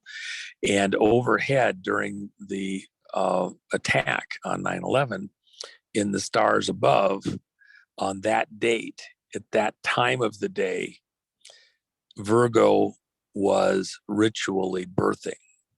The Virgo astrology sign that we see with the star alignment, there was a movement within that star alignment during that exact period of Virgo birthing in that moment. So that was unique to that day and that time. So there was a celestial ritual that occurred at the same time the earthly ritual was happening. And the reason that date was important was because the true birth date of Christ was 9/11 BC. So Christ wasn't born at Christmas time, the way we celebrate it. That is that's the winter solstice.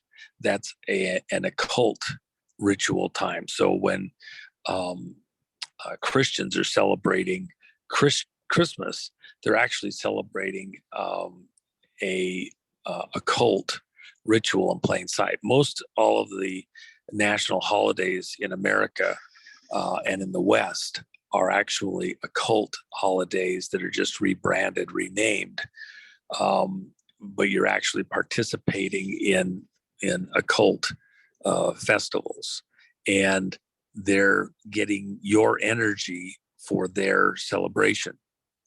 And again, 9/11 had to happen to mire and besmirch the true birth date of Christ. And they can own your numbers, own your dates, and you can't do anything about it. That's the way that they see it. And so then they have an occult birth on that date in the spiritual realm, where they were able to gate in entities into the world during that ritual sacrifice moment. And of course, George Bush, president, was in Florida, and he was reading a book about a prancing goat that was doing all sorts of mischief at the time that the attacks occurred. You see ISIS, the Statue of Liberty, there in the harbor witnessing the birth. You see the bull of Wall Street raging down in Wall Street, witnessing the birth. Nobody paid for that bull. It was very expensive. It just suddenly appeared. In their mythology, that's the bull that fell from heaven. And suddenly there it was in the earth rampaging. And that's why I use the symbology in part, the raging bull of that's this moment we're in. These occultists are having their celebrations around the raging bull. And President Trump is the matador who is come in this task moment to put to death the deep state raging bull. And that's why I had Jennifer Mack over at thejennifermack.com. You can go look at the art that I had her do of President Trump in the bullfight and delivering the kill shot to the raging bull, the deep state bull.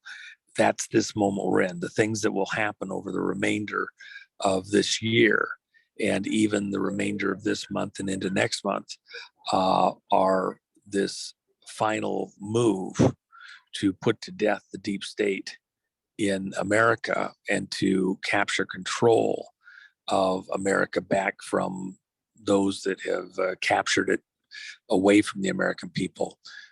It will be recaptured back to the American people. And President Trump is the matador delivering the kill shot. The Trump card in cards is also known as the matador, and it's the kill shot. He's the killer. And so what you're about to see in this great Gilgamesh thing that's happening out across the world, we're watching all of it, is the kill shot delivered to the deep state, and Trump is the matador, the Trump card, the killer. Wow. Juan, so there was a lot in there. You talked about the Parthenon at New York. So Parthenon, there was also 111, which is New York, which is perfection. And you just talked about the Trump card. So the first time I went to New York was 2015. It was around just a week or so after my cousin Paul passed, and I'd met Ivanka. when the numbers started to distill. I've spoken about that quite extensively before, so I won't go into it. But do you remember the company? Well, I think they must still exist. So Tops, you've got Top Trumps, but you've got the company, the card, chewing gum, bubble gum cards, like Garbage Pail Kids. I used to collect them as a kid, and you had, but their company, Tops, TOPPS, is right at the southern tip of Manhattan, very close to where the towers were. But I've just done the numbers on Tops game card, comes to 138 Donald Trump. Anyway, I thought that was a nice aside. But you talk about this thing of William. So I'm going to say three things, and I want to see how we can kind of reconcile it. So President Trump said either early part of lockdown or even prior. I'm not sure the date of the video, but I saw it around the early part of lockdown. He comes out of the White House and he's in front of the press and he's saying, "I caught the swamp. I caught them all. No one else would have done it but me, but I caught the swamp." So that's well known in the community. The Matador, the kill shot. So he's going to kill the deep state, and that's imminent, as you've been saying. How does that reconcile? If the deep state is gone, how does that reconcile with someone like William reigning as the Antichrist in the earth for a period of time after this event? Or is that going to change? Does that timeline change? That's what their religion wants, but are we going to actually see that physically transpire? From the scripture, that's actually a very good question. We're going to get America under control. We're going to capture it back. That's not the world. We're going to be in a continuing fight related to the rest of the world and the players, even in hidden places that we are fighting, that are not clear and obviously seen, that are protected even within the international political community. We're doing shadow boxing right now out across much of the world. The actual monsters are not the shadows that we're seeing and that we're actually boxing with. They're just an image projected from the real players that this fight involves. And we're going to have to get to the meat of that eventually. But for the time being, we need a beachhead just to be able to function from America here. So we're going to take out the captured aspects of the operation here in America, get things under control with our population. We've suffered heavy losses and are going to suffer more, but we're going to get control of it. Then within a divine perspective, from a God perspective, that's not enough. We have to go out and we have a mission to not enslave our brothers out across the world, but to be our brother's brother, not our brother's keeper. And the whole world is essentially being divided up in this engagement, this fight.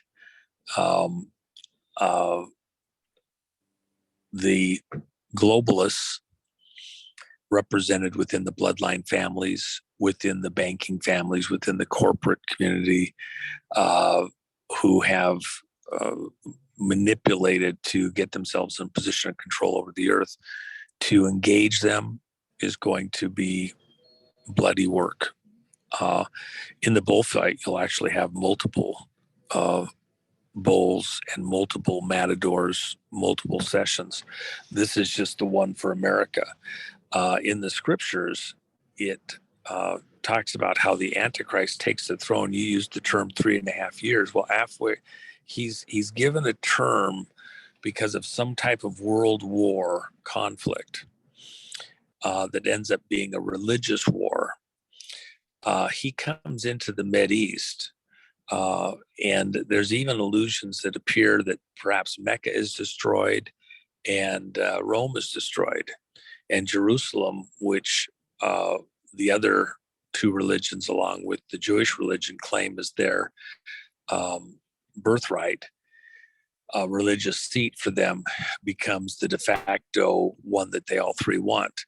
By putting Prince William there on the throne in Jerusalem, He represents all three religions, would be the contention, and therefore he is legally able to represent all three and put an end to a religious war because he represents all three of the major Abrahamic religions that are fighting for control of Jerusalem. But the interesting thing is that some kind of a covenant or contract is made where he's going to sit on the throne in Jerusalem for 7 years while everybody gets settled back in, and then we'll relook at this thing. Halfway through that 7-year covenant, there's a threat that arises out of Greece. And that threat is so great that the Antichrist figure in the biblical perspective, that Antichrist figure has to flee the throne in Jerusalem. So a lot of people within the Christian religion believe that the Antichrist rule with an iron fist is so universal. No man can buy or sell. No man can do anything, this, that, the other thing. And it's just this, totally worldwide oppressive regime. And we're totally subjugated to the Antichrist. The scripture that I would call them to is here. The Antichrist has to flee the throne halfway through. Where's that resistance come from? If he's got the armies, if he's got the capabilities to do all these things, is it as universal as a lot of people have portrayed that? Or is there a great conflict across the earth going on at this time? And the threat that comes at him at Jerusalem, coming out of Greece, what we call Greece today, as on eagle's wings, the young lions of Tarshish come to oppose him. Well, eagle's wings, that's kind of American symbology. And young lions of Tarshish was a trading company that moved goods across the seas and exchanged, between different countries. Very similar, to what's currently going on in the world, young lions of Tarshish. Well, first off, if it's young lions, must be an older lion or two somewhere. Okay, so what's the symbology for the British crown? Well, it's the lion. So where's the young lions? Well, those countries that came out of England, America, Canada, New Zealand, Australia. Is there some alliance that occurs between these young lions? And